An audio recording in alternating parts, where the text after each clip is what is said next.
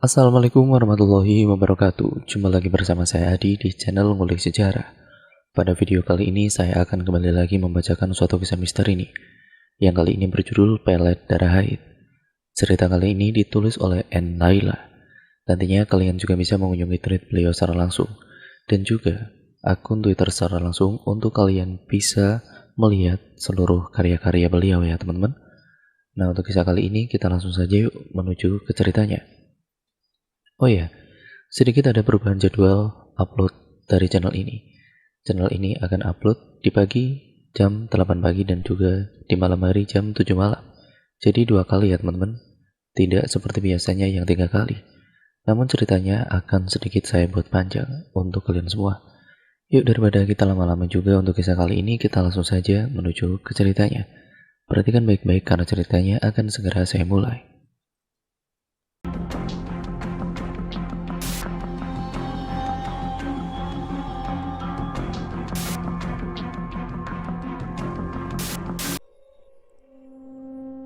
Cinta ditolak, dukun bertindak. Mungkin cara ini sering dilakukan oleh beberapa orang yang mengalami patah hati. Sally adalah seorang gadis yang berusia 23 tahun.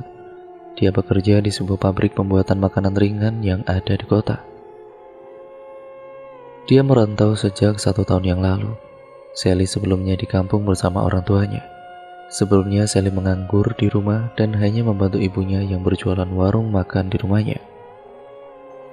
Saat itu Sally sudah berpacaran dengan Raka. Raka ini pacarnya Sally dari desa lain di kampungnya. Sally dan Raya bersahabat sejak kecil di kampungnya. Kala itu Sally merantau ke kota bersama dengan Raya. Akan tetapi Raya tidak ngekos dengan Sally karena memang tempat kerja mereka berbeda. Beberapa bulan kemudian, Raka menghampiri Sally ke kota. Katanya sih mau mencari kerja di kota. Raka ngekos dengan Sally karena Raka pengangguran dan tidak punya uang untuk ngekos sendiri. Raka tinggal di kampung bersama dengan ibunya dan juga kakaknya. Ayahnya Raka sudah meninggal sejak 2 tahun yang lalu. Sudah mencari pekerjaan ke sana kemari, namun Raka belum pernah mendapatkan panggilan kerja waktu di kampung. Maka dari itu Raka memutuskan untuk menyusul Sally ke kota. Singkat ceritanya, hari ini Raka pertama kalinya untuk mencari pekerjaan di kota. Raka dan Sally bangun lebih awal karena mereka berdua bersiap-siap untuk kegiatannya masing-masing. Raka mempersiapkan berkas lamaran untuk mendapatkan pekerjaan ataupun ya untuk sekedar mendaftar pekerjaan dulu. Sedangkan Sally bersiap-siap untuk berangkat kerja. Sebelum berangkat, mereka terlebih dahulu sarapan yang sebelumnya dibeli Sally di tetangga samping kosnya. Sally dan Raka sudah menjalin hubungan selama kurang lebih 1 tahun. Dulu waktu sekolah, Raka selalu bersikeras untuk mendapatkan hatinya Sally.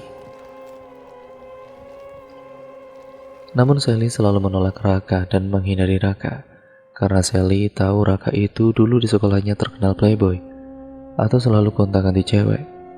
Mereka berdua kebetulan satu sekolahan.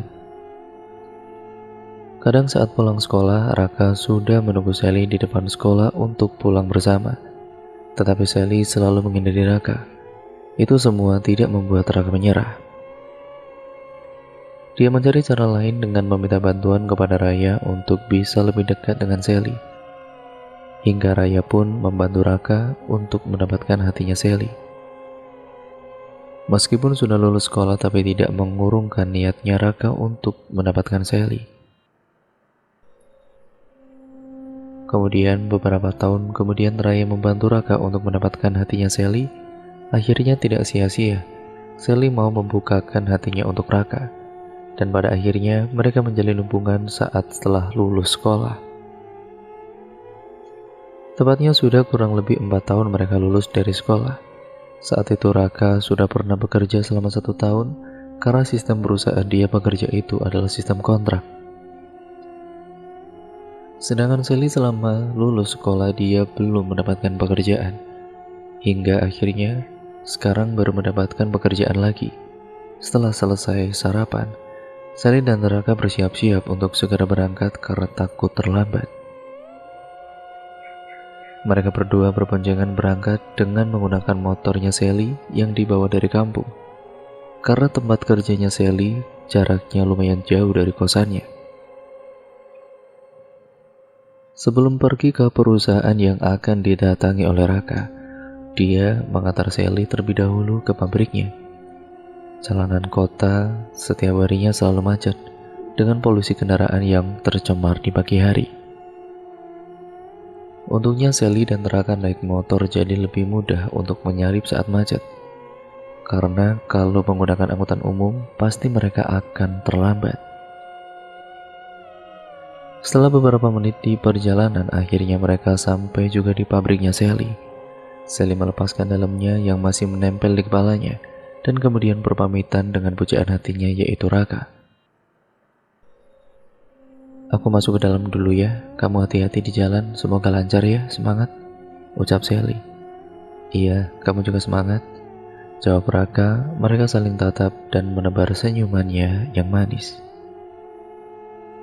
Sally bergegas masuk ke dalam pabriknya, dan Raka segera pergi untuk melamar pekerjaan. Raka sudah berpakaian rapi dengan menggunakan kemeja berwarna putih dan celana hitam serta bersepatu. Tidak lupa dia membawa tas ransel yang di dalamnya sudah terdapat berkas-berkas untuk melamar pekerjaan. Singkat ceritanya, Raka pulang lebih awal ke kosannya Sally, karena dia hanya meletakkan berkas lamarannya saja. Hari mulai sore, dia mendapat telepon dari Sally. "Halo Raka?" "Iya, kenapa Sel?" "Cepet jemput aku sudah keluar pabrik nih," ucap Sally. Iya bentar tunggu, 10 menit lagi aku sampai kok," jawabnya. Raka yang sendiri tadi sedang rebahan langsung terbangun dan bersiap-siap untuk menjemput Sally. Namun sialnya dia di jalan terjebak macet, membuat Raka sedikit terlambat untuk sampai di pabriknya Sally. Ternyata ada kecelakaan di jalan depan dia lewat itu. Setelah beberapa menit kemudian, akhirnya Raka sampai juga di tempatnya Sally. Terlihat Sally sedang duduk sendirian di depan halte pabriknya, karena telah menunggu Raka lama. Pabriknya juga sudah lumayan sepi. Sebagian karyawannya sudah pulang sejak tadi. "Maaf ya Sel, terlambat tadi macet." "Macet kenapa emangnya?" tanya Sally. "Tadi ada kecelakaan di jalan." Namun Sally memasang raut wajah cemberut kepada Raka karena dia kesal sudah menunggu Raka lama selama setengah jam. Raka mulai menghidupkan motornya kembali dan memakaikan helm untuk Sally. Sally duduk di belakang Raka dengan mulut terkunci tanpa berbicara sepatah kata pun. "Sel, kamu lapar nggak? Ayo makan," ucapnya, namun Sally tidak menjawab pertanyaan dari Raka ini. Sampai pada akhirnya Raka menghentikan motornya di taman pinggir jalan. "Sel, udah dong, gak usah marah-marah gitu. Ayo makan, kamu maunya makan apa?" tanya Raka.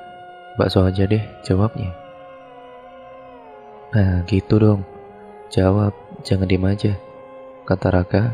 Mereka kemudian turun dari motornya dan memesan bakso yang ada di taman. "Mas, pesan baksonya 2, sama es teh manisnya 2 ya mas," ucap Raka. "Oh iya mas, silakan ditunggu dulu, nanti saya antar," jawab penjual bakso.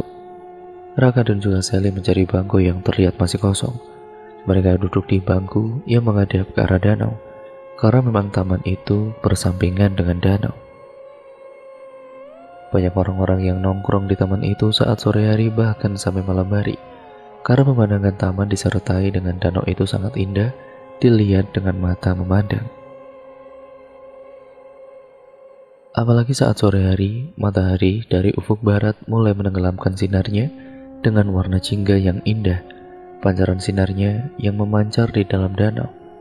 Keduanya saling bercengkrama dengan menikmati keindahan senja di sore hari. "Oh iya, tadi gimana kerjaan kamu?" tanya Raka. "Alhamdulillah lancar." "Kamu sendiri gimana tadi siang?" "Aku tadi cuma meletakkan berkas saja di beberapa perusahaan," jawab Raka. "Lah terus belum ada psikotes?" "Belum, kan belum tahu nanti dipanggil atau tidak. Kalau dipanggil ya baru aku psikotes," jawabnya. Beberapa saat kemudian akhirnya bakso pesanan mereka datang dan masih mengepulkan asap. "Silakan, Mas, Mbak," ucap penjual bakso itu. "Ah, iya, terima kasih ya, Mas," jawab Sally. Keduanya menyantap semangkuk bakso dengan nikmat. Hari mulai petang, suara azan maghrib pun mulai bergema di seluruh musola dan masjid. Mereka berdua masih tetap stay di taman itu padahal belum mandi. Setelah maghrib mereka baru berniat untuk pulang. "Ayo pulang, Rak. Aku udah kebetan nih, pengen mandi," ucap Sally. Raka dan Sally membayar baksonya terlebih dahulu dan kemudian baru pulang. Sesamanya di kosan, Sally langsung pergi ke kamar mandi untuk mandi. Karena tubuhnya sudah lengket setelah seharian bekerja. Sedangkan Raka dia sudah mandi tadi sore sebelum dia menjemput Sally.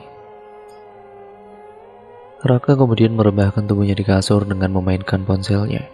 Hari mulai malam, mereka berdua menonton televisi bersama di dalam kosan.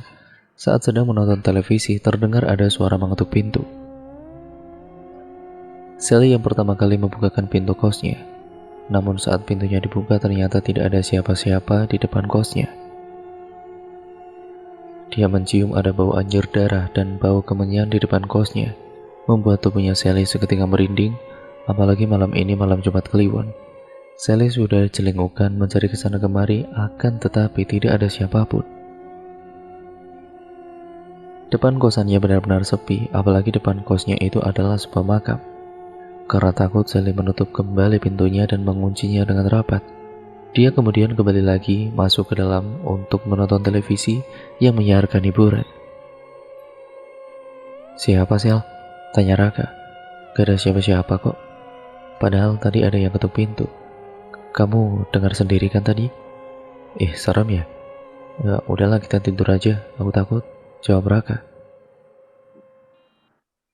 Mereka berdua kemudian tidur.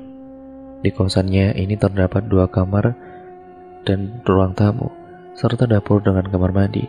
Kosannya berbentuknya seperti rumah karena terdapat 2 kamar. Sally tidur di kamar pertama dari ruang tamu, sedangkan Raka tidur di kamar yang kedua. Raka mematikan televisinya dan kemudian masuk ke dalam kamar untuk segera tidur. Saat Sally merebahkan tubuhnya di kasur, tiba-tiba, brak! Pintu jendelanya tertutup dengan sendirinya dengan sangat keras. Jendelanya memang saat itu belum ditutup. Dengan malas Sally bangun dari kasurnya dan menghampiri ke arah jendela untuk menutup kembali jendelanya, padahal sedari tadi Sally tidak merasakan ada angin kencang. Mengingat malam Jumat Kliwon, Sally kembali takut dan merinding. Dia segera menutup jendelanya kembali dan balik ke kasurnya. Sally menenggelamkan tubuhnya di balik selimutnya. Singkat ceritanya, keesokan paginya tubuhnya merasa tidak enak badan. Akan tetapi Sally tetap ngeyel untuk berangkat bekerja. Sally masih menenggelamkan tubuhnya di balik selimut dengan keadaan menggigil. "Sel, kamu tidak usah berangkat ya. Masih sakit gini kok," ucap Raka. "Belikan aku obat, aku mau berangkat," jawab Sally. Raka pergi ke warung untuk membelikan obat buat Sally serta membeli sarapan di dekat kosannya. Beberapa saat kemudian Raka datang dengan membawa obat dan sarapan, sedangkan Sally dia sedang mencuci wajahnya. Dia tidak mandi karena tubuhnya terasa dingin kalau terkena air. Wajahnya memucat dan terlihat lesu dan tidak memungkinkan untuk berangkat bekerja. "Ini Sel, sarapan dulu terus minum obatnya," ucap Raka. Sally sudah rapi menggunakan seragam kerjanya, lalu sarapan sedikit dan juga minum obat. "Kamu yakin mau tetap berangkat, Sel? Kalau kamu gak kuat jangan dipaksa ya. Kamu izin istirahat, nanti hubungin aku," tanya Raka. Sally menganggukkan kepalanya pertanda kalau dia mengiyakan pertanyaan dari Raka. Sally diantar oleh Raka ke tempat kerjanya. Saat bekerja, Sally merasakan pusing yang teramat pada kepalanya, yang membuat dirinya jatuh ambruk saat bekerja. Teman-temannya pun ikut panik melihat Sally jatuh pingsan. Beberapa temannya itu pun ikut membantu membawa Sally ke klinik pabrik. Wajahnya sangat memucat dan terasa lemas tidak berdaya tubuhnya. Dia ditemani oleh partner kerjanya yang selalu bareng saat istirahat, namanya Dwi. Dia mengolesi minyak kayu putih pada hidungnya dan kepala bahkan lehernya. Beberapa menit kemudian akhirnya Sally tersadarkan dirinya. Karena melihat Sally tidak berdaya dan wajahnya memucat, akhirnya atasannya menyuruh Sally untuk pulang saja. Kau pulang saja ya Sel, gak apa-apa. Kalau sakit, ya tadinya gak usah berangkat, ucap atasannya. Sally pun menganggukkan kepalanya. Sebelumnya dia mengabari Raka terlebih dahulu untuk meminta dijemput. Raka pun cemas dengan keadaan Sally. Akhirnya dia datang ke pabriknya Sally untuk menjemputnya. Sally dipapa oleh Dwi dari klinik menuju ke depan pabriknya karena Raka sudah menjemputnya di luar pabrik. Sesamanya di depan pabrik, Raka langsung menghampiri Sally yang dipapa oleh Dwi. Sel, kamu pucat sekali Sel, ayo cepat kita ke dokter, ucap Raka. Sally dibantu oleh Raka menuju ke arah motornya Raka yang terparkir di depan gerbang. Dia duduk di belakang jok motornya dengan memeluk Raka erat karena takut jatuh. Raka mengendarai motornya menuju ke rumah sakit yang terdekat dari tempat kerjanya Sally. Sesamanya di rumah sakit, Sally diperiksa oleh dokter dengan menggunakan alat stetoskop pada dadanya dan perutnya. Setelah selesai diperiksa, kata dokter, Sally menderita sakit tipes. Sally juga diminta oleh dokter untuk dirawat inap saja di rumah sakit. Namun karena keadaan biaya yang tidak memungkinkan, terpaksa Sally tidak dirawat di rumah sakit. Sally hanya diberikan obat saja. Sesampainya di kosan, Sally langsung istirahat di dalam kamarnya. Sally mengabari kedua orang tuanya kalau dia sedang sakit. Malam harinya, sahabatnya bernama Raya itu datang ke kosan Sally untuk menjenguk Sally. Assalamualaikum, ucap Raya. Waalaikumsalam. Masuk saja Raya, jawab Raka. Raya masuk ke dalam kamarnya Sally dengan membawa beberapa buah-buahan untuk Sally. Ini Sel buat kamu cepat sembuh ya, ucap Raya. Repot-repot segala Ray, kamu itu. Iya makasih ya, jawabnya. Raya duduk di sampingnya Sally dengan sebuah kursi hias yang ada di kamarnya. Kamu kenapa Sel? Tanya Raya. Tipes Ray, kamu kok tahu kalau aku sakit? Cepat sembuh ya. Iya tadi dikasih tahu Raka tadi siang, jawabnya. Mendengar jawaban Raya, Sally cukup kaget karena sejak kapan Raka punya nomor HP-nya Raya.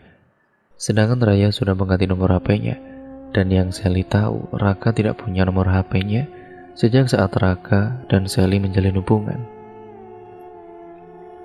Namun Sally tidak berpikir macam-macam kepada sahabatnya dan kekasihnya itu. Beberapa hari kemudian sakitnya Sally tidak kunjung sembuh, sampai pada akhirnya kedua orang tuanya Sally ini datang ke kosannya Sally untuk menjemput Sally. Assalamualaikum. Waalaikumsalam. Pak, Bu. Raka menjabat tangan kedua orang tuanya Sally yang baru saja datang dari kampung. Sally, mana nak Raka? Tanya ibunya. Di kamar Bu, ayo masuk, jawab Raka. Kedua orang tuanya pun menuju ke kamar Sally. Terlihat Sally sedang terbaring di kasurnya dengan keadaan lunglai lemas tidak berdaya.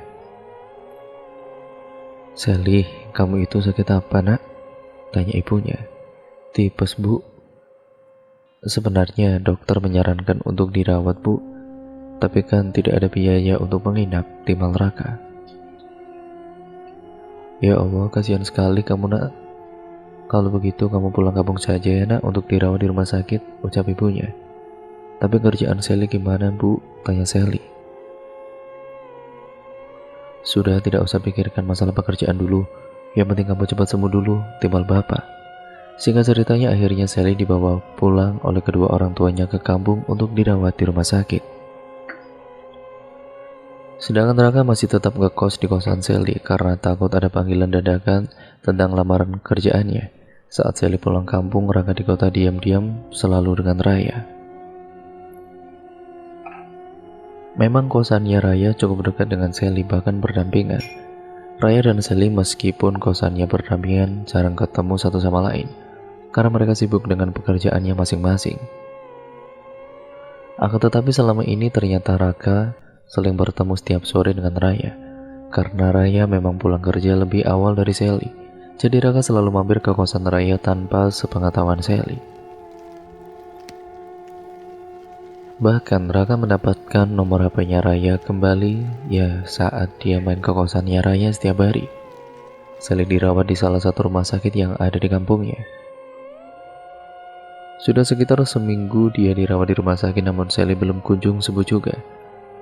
Itu membuat kedua orang tuanya cemas dan khawatir dengan keadaan Sally. Sedangkan selama ini Sally tidak mau makan sehingga membuat tubuhnya semakin kurus. Omnya yang menjenguk Sally bisa merasakan ada kejanggalan pada tubuhnya Sally. Memang omnya memiliki indera keenam dan bisa melihat sosok-sosok yang tidak kasat mata. "Mas, anakmu itu ketempelan setan," ucap Om Rio kepada kakaknya. Kakaknya yang dimaksud ini adalah bapaknya Sally. "Maksudnya bagaimana?" tanya bapak. "Ada sosok genderuwo yang menyukai tubuhnya Sally, sehingga dia menempel pada tubuh Sally," ucap Om Rio. "Ah, yang benar kamu," jawab bapak yang tidak percaya. Ternyata yang membuat Sally sakit adalah sosok genderuwo yang suka dengannya. Sosok genderuwo itu menghasut Sally untuk tidak makan, tidak sholat, sehingga kondisi tubuhnya melemah dan jatuh sakit. Genderuwo itu datang saat waktu malam Jumat Kliwon yang mengganggu ke dalam kosannya Sally, yang membuat keesokan harinya Sally demam. Genderuwo itu sudah menempel di tubuhnya Sally selama berbulan-bulan. Saat Sally tinggal di kosan itu, dia berasal dari makam depan kosannya. "Terus gimana cara mengusirnya?" tanya bapak. Om Rio tidak menjawab pertanyaan bapak. Dia langsung mempersiapkan dirinya untuk duduk di samping ranjang tidurnya Sally. Om Rio mulai membacakan ayat-ayat untuk mendoakan Sally dan mengusir genderuwo itu. Dia membacakan doa di hadapan Sally dengan memegangi sebotol aqua. Dengan terus membacakan doa-doa Om Rio, tiba-tiba saja tubuhnya Sally memberontak. Dia kesurupan sosok genderuwo itu.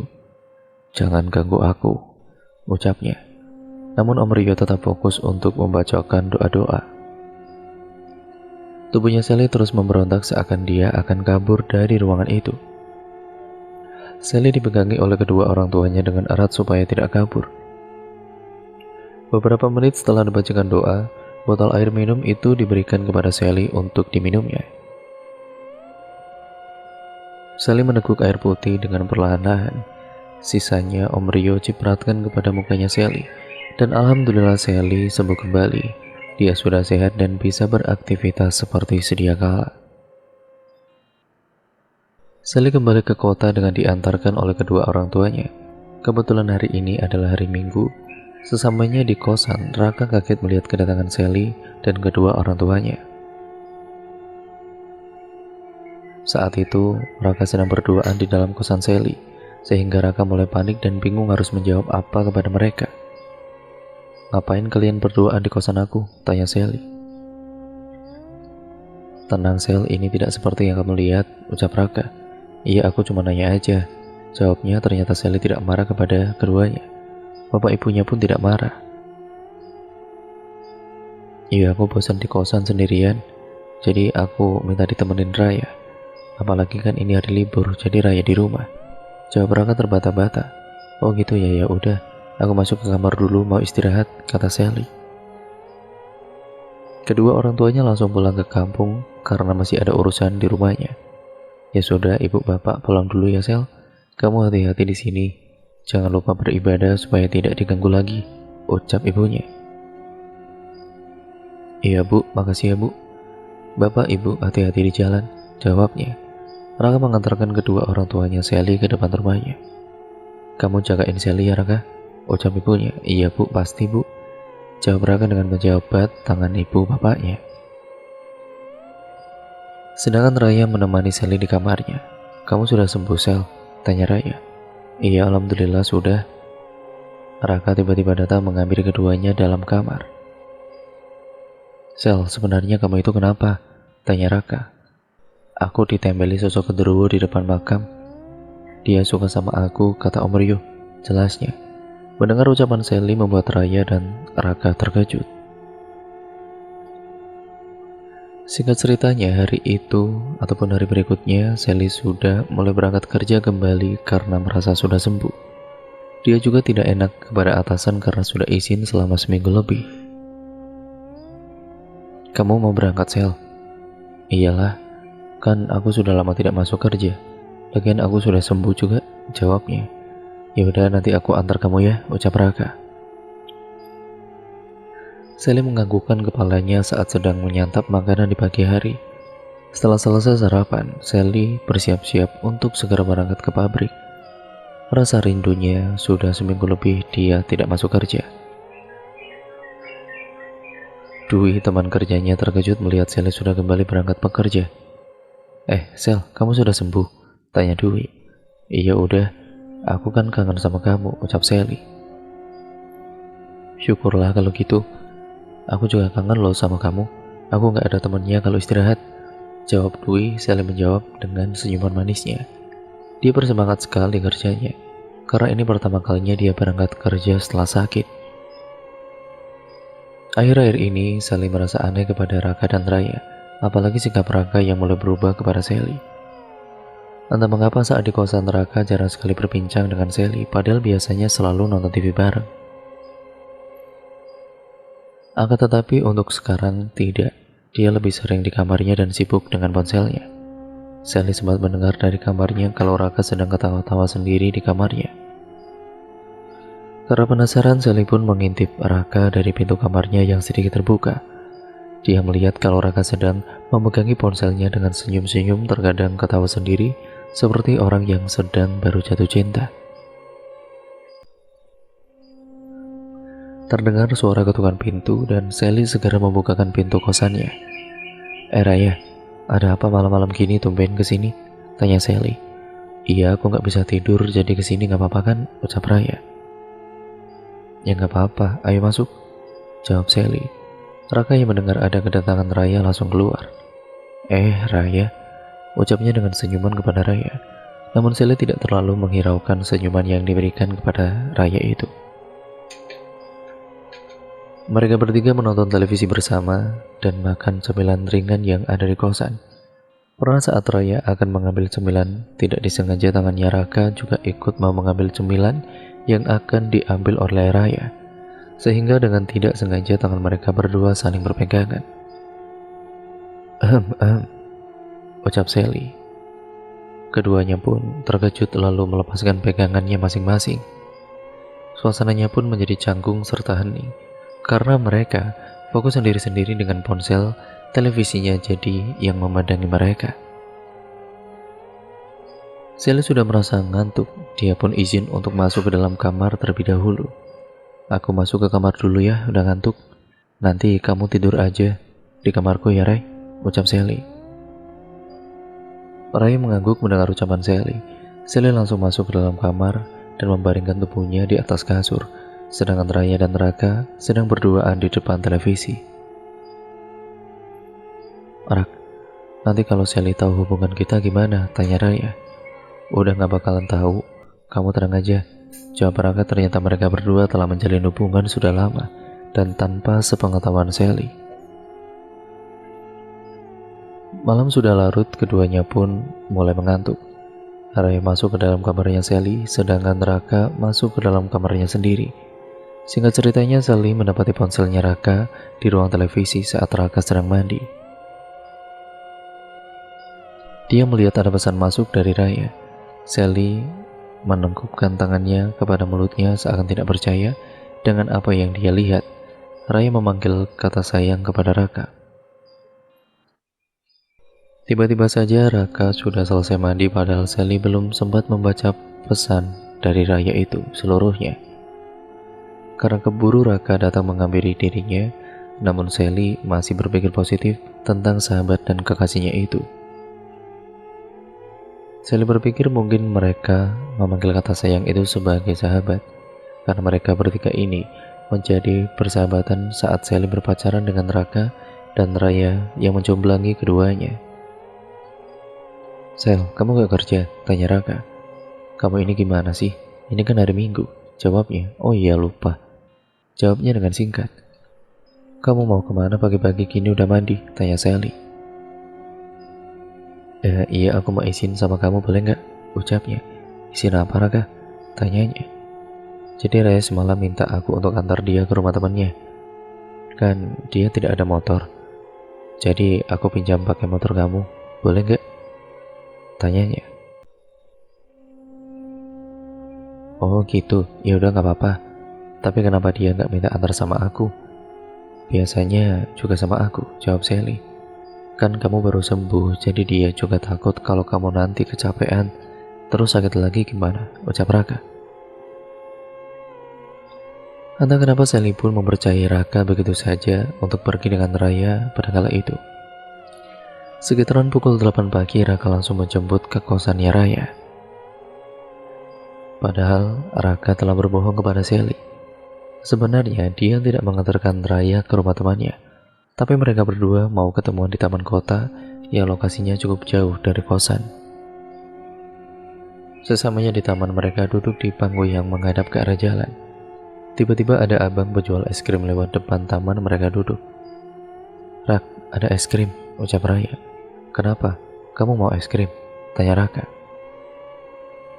Raya mengangguk mau. Raka pun menghentikan abang penjual es krim itu. Raka membeli es krim yang berbentuk kerucut warna coklat 2. Ini es krimnya Ray, ucap Raka. Makasih ya Raka, jawabnya dengan senyuman. Singkat ceritanya, Sally yang waktu itu sehabis pulang bekerja dari pabrik, dia mendapati pacarnya sedang berduaan dengan cewek lain di kosannya. Saat sampai di teras kosannya, dia melihat sebuah sandal yang dia kenali. Sandal siapa ini? Sepertinya aku kenal, ucapnya dalam hati. Terlihat pintu depan kosannya tertutup rapat, namun ada sandalnya Raka dan sandal yang dia kenal. Karena penasaran, Sally langsung masuk ke dalam. Saat memasuki kosannya, dia mendengar ada suara seperti orang sedang melakukan hubungan. Pikirannya sudah kemana-mana, bahkan jantungnya terasa berdebar sangat kencang. Suara itu terdengar dari dalam kamarnya Raka. Sally pun mendobrak pintu itu dengan keras. Dan brak! Tidak terasa tangisannya Sally pecah saat melihat kekasihnya tidur bersama dengan sahabatnya. Astagfirullah, apa yang kalian lakukan? Teriaknya dengan mulut bergetar. Sally, aku bisa jelasin, ucap Raka terbata-bata. Sally yang tidak kuasa melihat semua ini, dia langsung masuk ke dalam kamarnya dan menangis sekencang-kencangnya dengan ditutupi oleh bantal. Sedangkan Raka dan Raya bersiap untuk memakai pakaiannya kembali. Kemudian mereka mengetuk pintu. Sally, tolong bukain pintu, Sel, teriak Raka, namun Sally tidak menyaut apa yang dikatakan oleh Raka. Rak, kok Sally pulang lebih awal dari biasanya sih? Padahal kan biasanya dia pulang sore. Iya, aku juga kaget, jawab Raka. Memang tadi saat kerja, Sally merasakan pusing, dan dia pingsan, makanya dia diperbolehkan untuk pulang lebih awal. Dia juga sudah minta dijemput oleh Raka. Namun Raka tidak menjawab pesan dari Sally. Ternyata selama ini mereka juga sudah sering tidur bareng. Entah di kosan Raya ataupun di kosannya Sally, mereka sering begitu. Melihat kejadian itu, Sally menghubungi ibunya. Dia ingin minta pindah kosan dan minta dicarikan kosan yang lebih dekat dengan pabrik tempatnya bekerja. Halo Bu, ucap Sally dengan terbata-bata. Iya, Sel, ada apa nak? Tanya ibunya. Bu, cariin Sally kosan baru ya Bu, ucapnya. Memangnya kenapa Sel? Gak apa-apa Bu, kalau ibu gak bisa ya Sally cari sendiri aja deh Bu, jawabnya. Akhirnya Sally mencari kosan baru sendiri dengan menggunakan motornya. Sudah mencari kosan yang sesuai dengan keinginannya, akhirnya dia menentukan sebuah kosan yang berada dekat tempat kerjanya. Hari itu juga Sally memindahkan barang-barangnya yang ada di kosan lamanya ke kosan yang baru. Singkat ceritanya, Sally sudah menempati kosannya yang baru. Sedangkan Raka, dia tinggal bersama dengan Raya di kosan Raya. Karena kosan yang ditempati Sally itu akan ditempati oleh saudara pemilik kosannya itu, apalagi Raka juga tidak bisa untuk membayar kosannya sendiri. karena kan dia masih menganggur. Jadi dia ikut dengan Raya yang menjadi kekasihnya sekarang. Sally benar-benar tidak menyangka dengan apa yang telah dilakukan oleh sahabat dan kekasihnya itu. Dadanya terasa sesak jika mengingat semua kejadian itu. Sangat sakit bagaikan tersayat-sayat. Ternyata sekarang Sally ngekos dekat dengan kosan Dwi. Jadi Sally punya teman untuk curhat, dan kalau ada apa-apa ada temannya. Sekarang Sally jadi lebih sering murung di kamarnya dan melamun. Apalagi kalau berangkat bekerja hawanya malas untuk berangkat. Di kerjaan juga Sally lebih sering melamun, hingga ditegur oleh atasan saat libur kerja itu. Sally nongkrong di kafe favoritnya yang berada dekat dengan pabriknya. Dia pergi ke kafe itu sendirian karena ingin menenangkan dirinya yang sedang kabut itu. Dia memesan segelas jus jeruk kesukaannya dan cemilan ringan seperti kentang goreng. Meskipun berada dalam keramaian, namun Sally merasakan kalau dirinya ini hanya hampa dan sepi. Sally di kafe itu sedang melamun dan tiba-tiba ada seseorang yang datang mengagetkannya. Sally, ucapnya dengan menepuk pundak Sally. Siapa ya? Tanya Sally yang masih belum bisa mengingat. Masa kamu lupa sih sama aku? Coba perhatikan baik-baik, jawabnya. Lina ya benar, ucap Sally. Iya Sel, aku Lina. Ya ampun Lina, aku pangling sama kamu. Sini duduk, kita udah lama gak ketemu ya, timbal Sally. Lina ini adalah dulunya teman sebangkunya Sally. Sewaktu mereka duduk di bangku SMP. Memang banyak perubahan pada diri Lina. Sekarang dia jauh lebih cantik, membuat Sally pangling. Kamu ngapain sendirian di kafe? Ngelamun lagi? Ucap Lina. Iya nih, galau aku, jawabnya, dan hari gini masih galau-galau aja, ucapnya, dan Sally pun menceritakan semuanya yang terjadi pada dirinya kepada Lina. Memang sejak dulu Lina merupakan temannya yang dipercaya, jadi dia berani untuk menceritakan semua yang dialami oleh Sally kepada Lina. Jadi aku diselingkuhi pacar aku, Lin. Selingkuhannya sahabat aku sendiri. Kamu tahu kan Raya? Dia tidur bareng sama Raka di kosan aku, Lin. Mereka mengkhianatiku, jelasnya. Raka yang pengangguran itu? Iya, Lin, jawabnya dengan singkat. Mendengar ceritanya dari Sally membuat Lina ikut tersulut emosinya. Karena Raka pengangguran, semua hidupnya sudah dibiayai oleh Sally. Tapi dia tidak bersyukur, malah mengkhianati dan menyakiti temannya tanpa berpikir terlebih dahulu. Kurang ajar sekali mereka, Sel. Kamu gak boleh diam aja begini, Sel, ucap Lina. Iya, Lin, aku juga ingin balas dendam kepada mereka untuk menebus rasa sakit hatiku ini. Ya sudah, ayo ikut aku bantu kamu, ucapnya. Sally hanya mengikuti saja apa yang dikatakan oleh Lina. Mereka naik mobil Lina untuk pergi ke suatu tempat yang letaknya berada di pelosok. Perjalanan mereka sekitar 1 jam dengan melewati perhutanan dan perkebunan teh di kiri dan kanan jalan yang mereka lewati. Kita mau kemana sih, Lin? Tanyanya Sally. Kita mau pergi ke dukun, jawabnya. Dukun? Iya, dukun. Dukun ini bisa membantu kamu. Dulu juga aku membalas sakit hatiku kepada mantanku dan dia sekarang gila, jawabnya. Mendengar apa yang dikatakan oleh Lina, Sally sedikit takut dengan apa yang dilakukannya. Namun rasa takutnya itu sudah terkalahkan oleh dendam dan sakit hatinya yang ada di dalam hati. Setelah 1 jam perjalanan, akhirnya mereka berdua sampai di sebuah rumah gubuk yang berada di tengah hutan. Rumah itu berdiri sendiri di tengah hutan tanpa ada rumah lain yang berada di samping kirinya ataupun kanannya. Keduanya pun turun dari dalam mobil, langkah Sally sedikit terbata-bata karena takut masuk ke dalam rumah itu. Rumahnya terlihat tidak terurus dan angker. Apalagi terdengar suara hewan-hewan yang ada di tengah hutan itu. Assalamualaikum. Waalaikumsalam. Silakan masuk, ucap madukun itu. Aku sudah mengerti apa maksud kedatangan kalian ke sini, tambahnya. Sally pun kaget mendengar apa yang dikatakan oleh madukun itu. Iya mbah, bantu teman aku ini mbah, dia sakit hati mbah, ucap Lina. Kamu bisa pelet laki-laki itu, ucap madukun. Pelet? Tanya Sally kaget. Iya pelet, kamu bisa menggunakan pelet darah haid, jawab madukun. Mendengar pelet darah haid membuat Sally merasa jijik, karena masa iya ada pelet dengan menggunakan darah haid. Bagaimana caranya mbah? Tanya Sally yang penasaran. Kamu ajak ngobrol laki-laki itu, lalu kamu buatkan kopi hitam. Kemudian kopi hitam itu kamu campur dengan tetes darah haid ke dalam gelas kopi hitam itu, ucap madukun. Darah haid yang kamu teteskan pada gelas itu pun harus darah haid hari pertama kamu. Jangan darah haid hari yang kedua atau seterusnya, tambah madukun. Sally mendengarkan semua apa yang dikatakan oleh madukun. Dia mengangguk bertanda bahwa dia mengerti.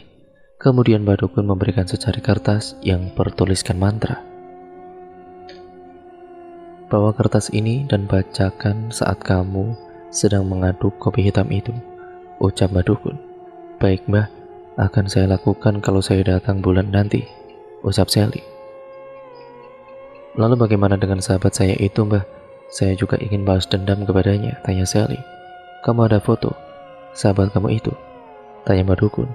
Kebetulan Sally mempunyai foto bersama dengan Raya di dalam dompetnya. Ini mbah, ada, ucap Sally. Madukun merapalkan mantranya di depan kemenyan yang sudah dibakar. Foto Raya sahabatnya Sally itu diikat dengan sebuah boneka pocongan. Lalu fotonya, Raya itu ditusuk-tusuk dengan menggunakan jarum-jarum tajam. Tiba-tiba ada hembusan angin kencang masuk ke dalam ruangan itu, membuat Sally dan Lina tubuhnya merinding. Sebuah kain hitam yang menempel di dinding itu pun bergerak-gerak dengan sendirinya. Ruangan itu tiba-tiba bau anyir darah seperti bangkai. Keduanya menutup hidungnya masing-masing karena tidak kuat mencium aroma itu yang menyeruak hidungnya. Lin, aku takut Lin, ucap Sally berbisik di telinga Lina. Iya sama, aku juga takut, merinding. Begitulah jawab Lina, dan beberapa menit kemudian madukun mulai membuka kedua matanya kembali dan menyelesaikan ritualnya. Bawa boneka ini dan kamu kubur di depan rumah, ucap madukun. Sally menerima boneka pocongan itu dengan tangan yang gemetaran. Setelah selesai, Sally dan juga Lina membayar maher kepada madukun. Tanpa berbicara sepatah kata pun, mereka bergegas keluar dan pergi dari tempat itu. Sesampainya di kosan, Sally dibantu oleh Lina untuk menguburkan boneka pocongan itu di depan kosannya. Hari-hari berlalu, Sally mendapat kabar dari teman tetangga kosnya dulu kalau Raya sedang sakit parah dengan keadaan wajahnya yang berjerawat nanah. Perutnya membusung seperti orang hamil dan matanya pun juga melotot. Hingga pada akhirnya Raya meninggal dunia, dan saat sedang dimandikan jenazahnya Raya, semua jerawat nanah yang ada di wajahnya itu seketika menghilang dan wajahnya kembali mulus. Bahkan perutnya pun mengecil dengan sendirinya. Saat itu Sally bertasia ke kosannya Raya dengan ditemani oleh Lina. Di sana terdapat mantan kekasihnya Sally, yaitu Raka, namun tidak terdapat raut kesedihan pada wajahnya Raka. Setelah jenazahnya Raya dimandikan dan disolatkan, Sally ikut mengantarkan jenazah Raya ke tempat peristirahatannya yang terakhir, ke pemakaman yang ada di depan kosannya, dengan beberapa tetangga sekitar dan teman-teman serta orang tuanya yang datang. Singkat ceritanya, di mana hari pertama Sally haid, dia menelpon Raka dan menyuruhnya untuk datang ke kosannya yang baru. Halo Rak, ucap Sally. Iya halo, kenapa? Ada apa Sel? Tanya Raka. Kamu bisa datang ke kosan aku kan? Yang baru? Bisa nggak? Aku kangen sama kamu, alasan Sally. Bisa-bisa Sel, dengan senang hati. Kamu serok ya tempat kosan kamu yang baru, ucap Raka dengan bersemangat. Raka saat ini tinggal di kosannya Raya. Dia menghabiskan kontrak kosannya Raya yang 1 bulan lagi habis. Sesaat kemudian akhirnya Raka sampai juga di tempat kosannya Sally yang baru. Sel, ucapnya. Iya, sini masuk. Silakan duduk dulu, ucap Sally dengan sangat lembut. Iya Sel, makasih. Kamu udah maafin aku kan Sel? Tanya Raka. Sally hanya bisa tersenyum kecut kepada Raka. Sebenarnya dia sangat malas untuk menatap Raka kembali. Namun ini demi rencana yang ditunggu, dia berpura-pura baik kepada Raka. Ya sudahlah, yang lalu biarlah berlalu. Jangan kamu bahas lagi, ucap Sally. Oh iya, aku bikinin minum dulu ya. Aku bikinin kopi kesukaan kamu, mau? Gulanya 2 sendok kan seperti biasa, kata Sally. Raka benar-benar sumringah dengan perlakuan Sally kepadanya. Setelah berbulan-bulan dia tidak pernah bertemu dengan Sally. Sally masuk ke dalam untuk membuatkan secangkir kopi hitam dengan takaran gula 2 sendok. Lalu dia memeraskan darah haidnya dari pembalut ke dalam kopi hitam itu dan mengaduknya dengan membacakan mantra yang waktu itu sudah diberikan oleh Badukun. Dengan khusyuk Sally merapalkan mantra dan mengaduk kopinya. Sesaat kemudian Sally datang ke ruang tamu dengan membawa secangkir kopi hitam dan senyumannya kepada Raka. Ini silakan diminum kopinya Rak, ucap Sally. Makasih ya Sel, kamu baik banget, jawabnya Raka menyeruput kopinya dengan perlahan-lahan karena kopi yang dibikin oleh Sally itu masih mengumpulkan asap. Gimana, enak gak kopi buatan aku? Tanya Sally. Enak dong, manisnya juga pas, jawab Raka. Singkat ceritanya Raka selalu datang ke kosannya Sally. Bahkan dia juga selalu mau melakukan apa saja yang diperintahkan oleh Sally. Bahkan saat Raka disuruh bekerja oleh Sally, dia pun mau. Beberapa bulan kemudian Sally memutuskan untuk pulang ke kampung dan keluar dari kerjaannya yang di kota. Dia pulang kampung ke rumah kedua orang tuanya karena dia izin mau ikut kerja dengan Lina di Kalimantan. Saat pulang kampung juga Sally menceritakan semua yang dialaminya kepada kedua orang tuanya. Bu, Pak, Sally mau kerja ikut Lina ke Kalimantan, boleh nggak? Kalau itu keinginan kamu, ya ibu bapak tidak melarang kamu asal itu yang terbaik buat kamu. Iya Sel, ibu juga izinin kamu kok, jawab ibu. Akhirnya kedua orang tuanya mengizinkan Sally untuk pergi ikut kerja ke Kalimantan dengan temannya yaitu Lina. Makasih ya bu, bapak ibu sudah mau ngertiin keadaan aku, ucap Sally. Sally ini anak sematawayang, jadi apa yang diinginkan oleh Sally selalu dituruti oleh kedua orang tuanya. Sedangkan Raka mencari Sally ke sana kemari, sampai akhirnya Raka ikut pulang kampung ke rumah ibu dan kakaknya.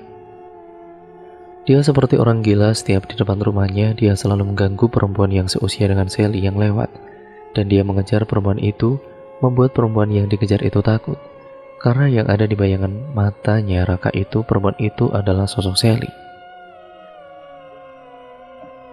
Sampai ibu dan kakaknya malu melihat keadaan Raka, bahkan dia sampai ingin bunuh diri.